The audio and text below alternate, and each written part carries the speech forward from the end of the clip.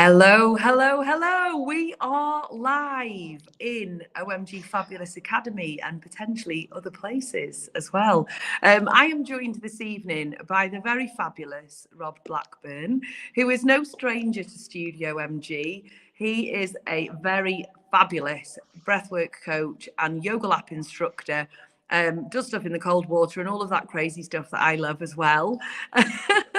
And I'm really thrilled, Rob, that you've agreed to come on here this evening to chat with me around things that we can do to help to improve our sleep. Now, I'm no sleep expert.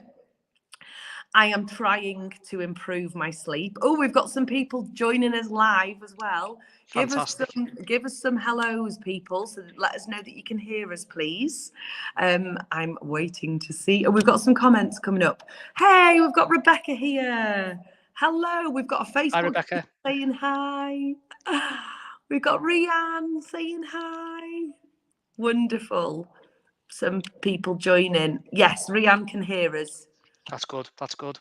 Fabulous. Thank you. So I was just saying quite self-indulgently then that, yes, I'm trying to improve my sleep because I have realised that although I've been telling people for years that it's fine for me to operate on 5 hours sleep because I don't feel tired, that actually it's really not good for my health. And I'm learning more and more about this.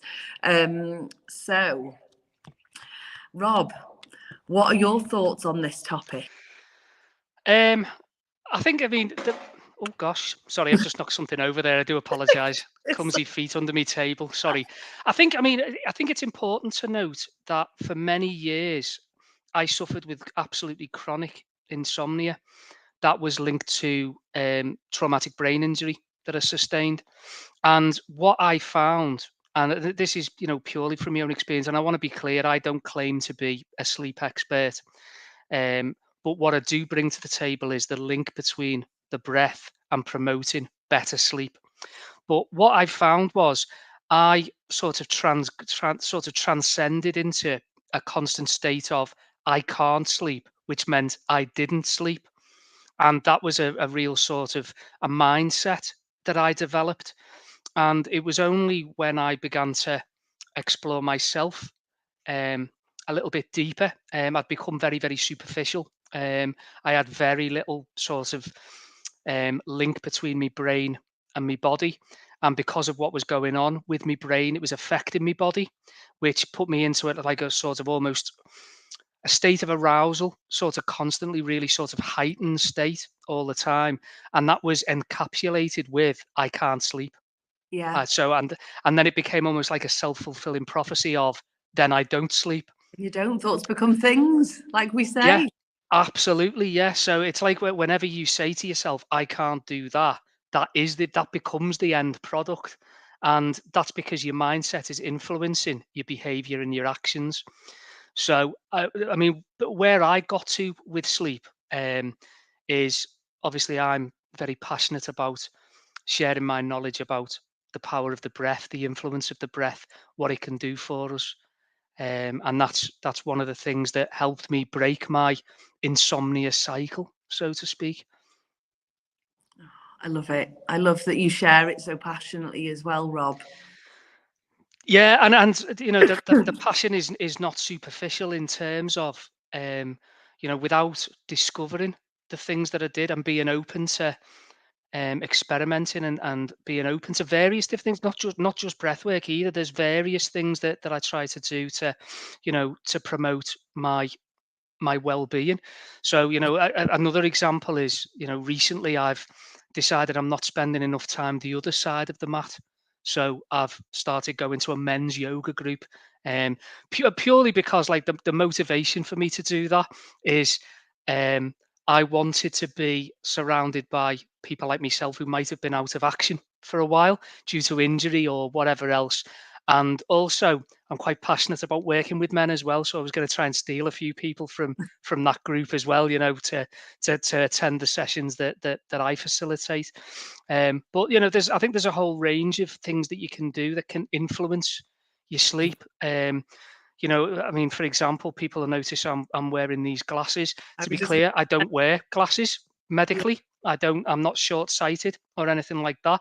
But I saw on Dragon's Den a few years ago um, blue light glasses, which before anyone sort of wonders what they are, it's nothing to do with the emergency services or a discount you might get for being in the NHS.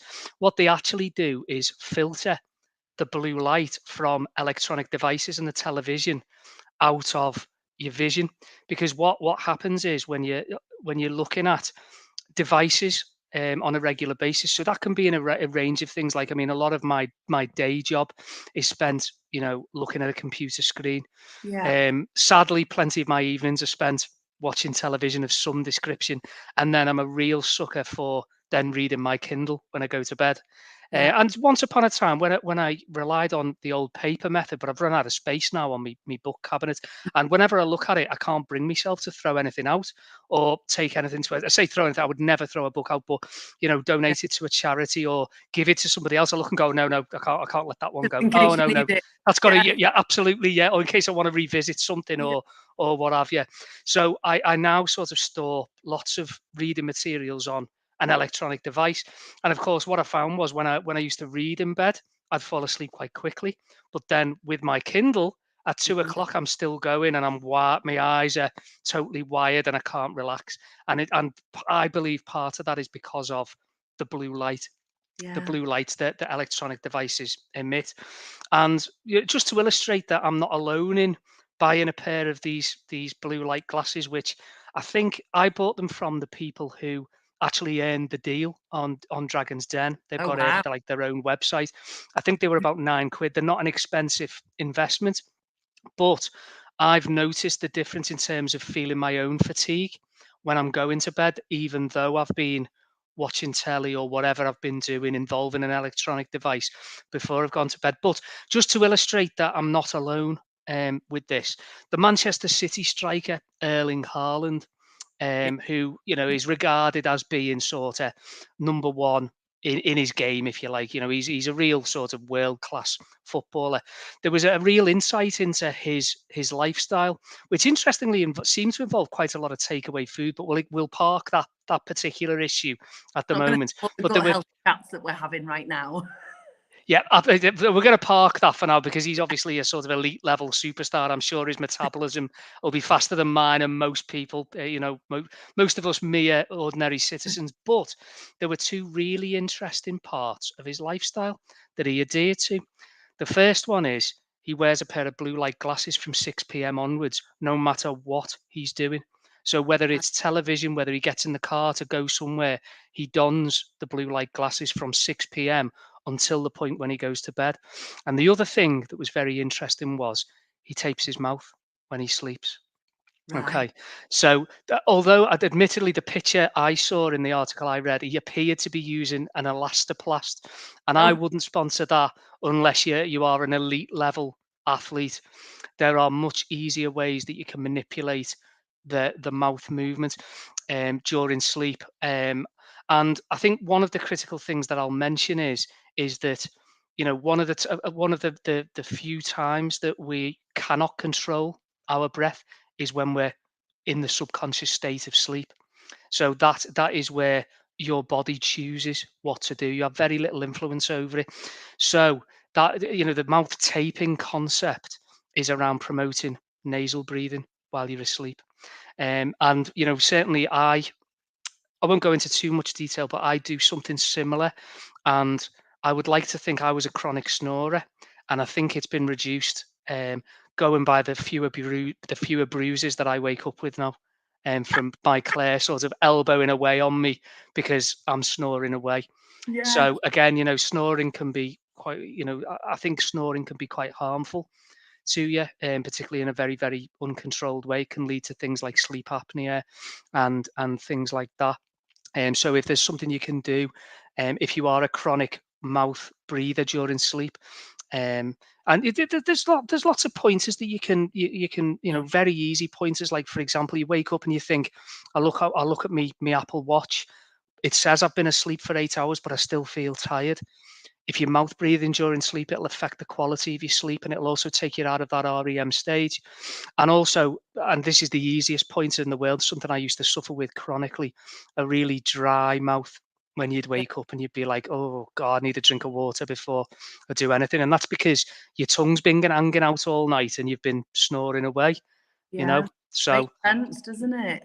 it does, absolutely, it does. Interestingly, I want to go back to what you were mentioning there, Rob, about Kindle and stuff. So I'm not very good at Mm, reading with a Kindle, or I don't have one. My mum does, and she will read up until the early hours of the morning. And I've got a couple of friends who do as well. But I know that they always say that they don't give off this blue light. But I don't see how it can't when it's an electronic device, because there's got to be some level of something going on, like these electronics, especially our phones. They're designed and created to find Wi-Fi, aren't they? So one yeah, of the absolutely. we teach in the Happiness Club workshop when we're talking about sleep is that if you struggle with sleep, then take your electronic devices out of your room.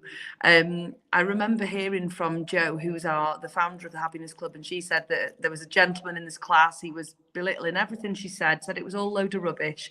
But one of the things that she asked was that people consider putting their phone on airplane mode. If they won't let their phone be out of their room, then at least put it on airplane mode so that Hmm. it's Yeah, not disrupting our energy and our energetic field within our bodies. And the wife of the husband who was complaining all the way through the session had then, following from that, the best 3 nights sleep of his life ever. So then he was more willing to revisit some of the stuff that he'd been taught in the mm, workshop. And I thought that was really interesting. Like, since I learned that, definitely. the Alexa out of our bedroom. We do still have the telly, but we don't ever watch telly for bed in our bedroom. Now my phone goes out in the hallway with Amelia's. And since I've been taking Amelia's phone off her in the evening, she wants it to still be in her room, but I take it out of her room and put it in the hallway. Then she's sleeping so much better. She's waking up in a happy mood. It's Mm. really seriously impacting, which has been really great for us to see. Yeah, You absolutely. And I think, as a spin-off from there, Mel, I think there's, and I think it's quite important to mention this. I think there's a psychological element to sleep as well. And just, excuse me, just to use the example you've given about having a mobile phone, and it's not on a mode that makes it basically incapacitated until you correct it. In this day and age now of being able to access the latest news on your phone, being able to access social media, there's a temptation in your back of your mind to reach over and grab it and check something. And that's always going to then take you away from your primary objective, which is I'm in bed and I'm going to sleep. And I mean, what I've found that helped me sort of combat the insomnia that I was experiencing as well was developing almost a lifestyle around sleep. And what I mean by that is like little pointers to my brain that it's now bedtime. So things like I would never brush my teeth until I was getting into bed, because that would be a little pointer to my brain about that's a step towards taking me to a place where I know I should be. Yeah. In these very sort of cold winter months, I love a hot water bottle, and it's not particularly manly, don't really care. Love a hot water bottle. But again, I would make that at a certain time and wrap me pajamas around it. And that was a pointer to my brain that sleep is now approaching. It's Yeah. time to wind down. So, some people, I'm familiar with people who do this. They brush their teeth at 8 o'clock and then they'll settle down. Say for example, they have the tea, and lots of people do like to brush their teeth before, after they've eaten a meal. I'm not dissing that, but brush your teeth at 8 o'clock after I've had my tea. But then that's a pointer to the brain that you're starting to wind down. But then you do the exact opposite, and you don't wind down for another couple of hours. So the Yeah. psychology of sleep, giving your brain patterns The to cues. the cues and the patterns that it requires to be going right. I know I need to be switching into that stage for rest and regeneration now. Yeah. Really, really important. Yeah. Defo. Becca said here that she turns the Bluetooth off and puts it on Do Not Disturb at night time. Love that, as that allows a person to ring so many times before it comes through. And also, Yeah, people in good your tactic. favourite can still get through, can't they? But nobody else. I think that's brill, Becca. It's great that you're doing that. And I think more of us need to do more of that. I mean, I rarely Yeah. get a call in an evening. And when I've spoken about this with people before, they said, oh, but I can't have my phone off because what if my mum rings, or if there's a family emergency? And I get that, and that's why my caveat to that, or my alternative, is put your phone in the hallway, somewhere where you're still going to hear it, but it's not so close to you, like bedside cabinet. If we think about all of the, we hear about the is it EMFs, emotional something, not emotional, electronic something frequency. I can't think. Is it electromagnetic? Is it, Mel? Electromagnetic Possibly. Yeah. frequencies. And honestly, it's made me. I haven't been for a run with my AirPods in, and I love my AirPods, but it's even making me think maybe I'm having my AirPods too much. And the same week, I broke my phone. My Apple Watch died. I felt like the universe was trying to say to me, "You've got too many EMFs around you." But there's lots of other things like you said there about from those cues. There's an old wives' tale that I wrote down. I don't know if you've heard it. An hour before midnight is worth two afterwards. And what that is basically saying to us is, if you know you want to get 7 hours sleep, this is me, I'm still trying to work towards this. I did 7 hours 36 the other night. It's the longest sleep I've had in years, apart from the weird anomalies here and there. But I purposefully went to bed early to try out my new Fitbit. But anyway, if you go to bed at 10 p.m. and sleep till 5 a.m., that's much more beneficial than going to sleep at midnight and waking up at 7 a.m., because you get a better quality sleep this side of midnight. So I thought that's a really good tip to kind of get into people's minds. Some people go, well, I've had my 7 hours, but then they're waking up the same time as the rest of the household, kind of on the back foot potentially as well. Yeah, and I think, as a spin-off from there as well, and again, some of this is from experience. If you get up at 5:30 Monday to Friday, don't think that you're going to be able to lie in until 11 o'clock on Saturday and Sunday, because your body clock will not allow it, not to a level of quality that you'd be looking for anyway. So you'd have to try to continue in the pattern that your body is used to, because otherwise you experience some degree of shock, in my view, if you try to do that. And, for anybody who, for example, you've worked all week and then you've got your Christmas do, a bit odd to bring that up, I suppose, in March, but you've got your Christmas do on the Friday night. You end up being out and it's completely out of your comfort zone. It's not something you do ordinarily, but you'd end up out until the early hours. And then you sit up talking to someone or people for another hour, then you go to bed. Don't be surprised that at 5:30 you open your eyes feeling absolutely awful. And it's because you've gone out of the pattern that your body clock has got accustomed to. So, what I suppose where I'm going with this is, if you're planning a later than usual night, you need to do some build up to that to help yourself recover from what will fall out, at the far end from that, really. That's a really great point. And I think many of us, like I used to go out a lot. And the other week when I did celebrate my stepson's 30th, it took me all week to recover because of that. Well, there we go. Yeah. Yeah, couldn't do it anymore. So there's lots of things we can do to help ourselves sleep better quality. So avoiding stimulants before bed. So the typical caffeine, sugar, alcohol, which contains loads of sugar, which some people say, oh, well, I can't get to sleep if I haven't had a glass of wine. But the thing is, you might get to sleep all right, but then you're going to get that sugar spike later on and then wake up and then be like, oh, I'll grab my phone now because now I feel like wide awake, or, I've had to get up to go to the toilet. There's also cigarettes. Often if people are stressed, they'll have a cigarette. Well, the body's already stimulated and then they go in and have another cigarette. So avoiding those kind of things and thinking about what we're watching on the telly, what books we're reading, because if they're subject really matter. Yeah, absolutely. Yeah, or if it's something that's really fast action paced and then you expecting to go to sleep straight away afterwards, the probability is a lot more slim. So being kind to ourselves, and like you said, Rob, giving ourselves those cues that whatever it is that we're starting to wind down to, like, this needs time to unwind. So we need to give ourselves those little, it's like habit stacking, like you said, brushing your teeth right before you go to bed, doing the hot water bottle. I'll do my hot water collagen combo at about 9 o'clock because that's my little nice wind down, soft on my tummy and everything like that. And then there's other things we can do, like you were saying. That's a cue for your brain as well, isn't it? It's 9 o'clock now because this is happening, because it always happens. So that's a cue to your brain to go, now we're starting to we're starting to Yeah. fall away now, and we're going towards tranquility. Yeah, brilliant. Like Becca said, it's like giving the children a bath before bed. Yeah. Absolutely.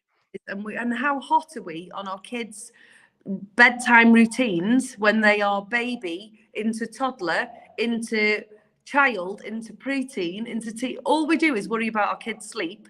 Yet we don't often role model it ourselves. Hmm. Becca, also with the Bluetooth being off and a do not disturb, it stops the messages buzzing on the watch as well. And I think this is the thing, the temptation when we hear the buzz that we have to pick that thing up.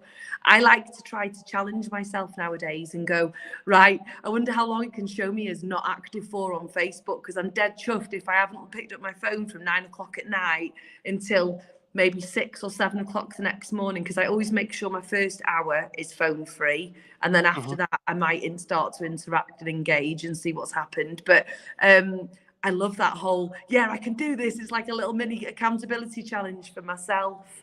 But other things, you mentioned about the getting used to like darkness.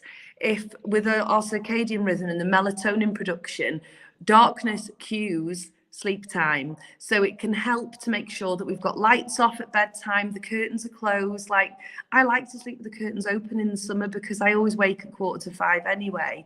But I know that that doesn't always help. So it's by getting, if it doesn't help you, if you're struggling with sleep, then making it as dark as possible is going to help the Absolutely. Yeah. melatonin, isn't it? Baths to wind down, exercise can help burn off stress and help us to, again, calm down this. So Hmm. if we're exercising at some point throughout the day, doing something for our brains to help it to settle, to get rid of the noise by going for a run and running it off, for example, or some kind of movement, a walk, like a walk after tea can help your digestion as well. Yeah. That can really give us mental clarity and headspace so that we can sleep better. Yeah. And Absolutely. one of the best ones is like meditation and breathing. Yeah. Absolutely. Cue And of Rob. course, yeah, absolutely. So, I mean, there's a ton of research now that shows us that one of the greatest free stress busters that is available to us is controlling your breath. And my personal ritual around getting to sleep, particularly if I've had a stressful day, or there's something that's bothering me that won't leave me, that sends me into uh, it triggers my parasympathetic nervous system, something that may have happened earlier in the day. And what that results in is I am distracted, and therefore I'm not focused on falling asleep.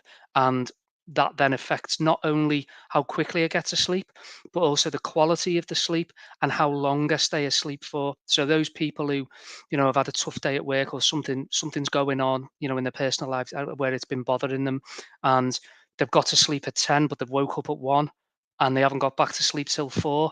We've all been there.